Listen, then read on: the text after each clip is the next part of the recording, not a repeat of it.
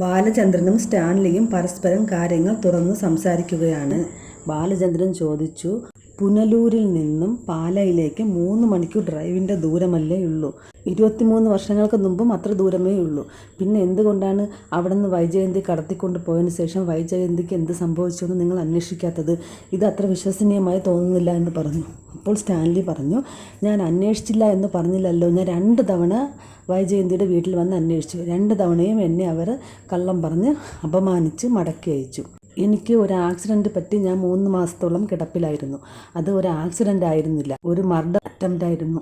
പക്ഷേ മരണപ്പെട്ടത് എൻ്റെ സുഹൃത്തായിരുന്നു. ഞാൻ കോമ സ്റ്റേജിലായി.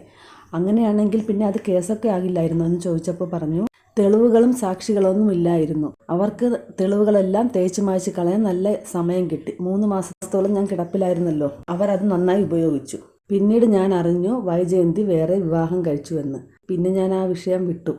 ഇനി താങ്കൾ പറയൂ, താങ്കൾ എങ്ങനെയാണ് അലീന വൈജയന്തിയുടെ മകളാണെന്ന് മനസ്സിലാക്കിയത്? അപ്പോൾ ബാലചന്ദ്രൻ അലീനയുടെ കഥ പറഞ്ഞു.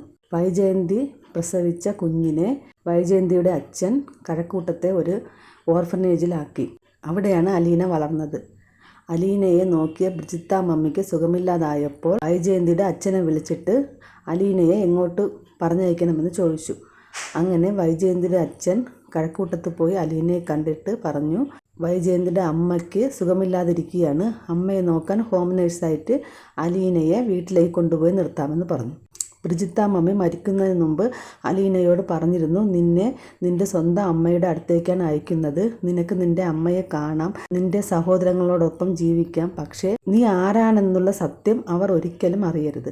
അലീന അത് അക്ഷരം പ്രതി പാലിച്ചു. പിന്നെ എങ്ങനെയാണ് നിങ്ങളത് അറിഞ്ഞത്?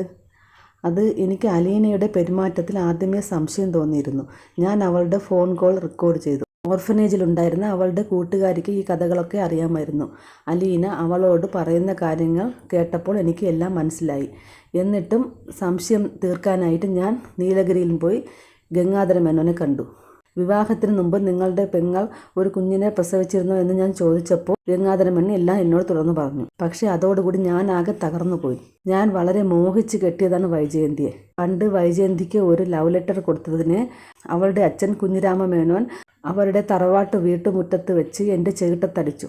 അന്ന് ഞാൻ തീരുമാനിച്ചതാണ് ഞാൻ വൈജയന്തിയെ തന്നെ കല്യാണം കഴിക്കുമെന്ന്. പക്ഷേ അവളെ ഏത് അവസ്ഥയിലാണ് എൻ്റെ കയ്യിൽ കിട്ടിയതെന്ന് നിങ്ങളെക്കാൾ കൂടുതൽ വേറെ ആർക്കും അറിയില്ലല്ലോ. അത് ഞാൻ കൂടുതൽ വിശദീകരിക്കേണ്ടല്ലോ മിസ്റ്റർ സ്റ്റാൻലി ജോസഫ്.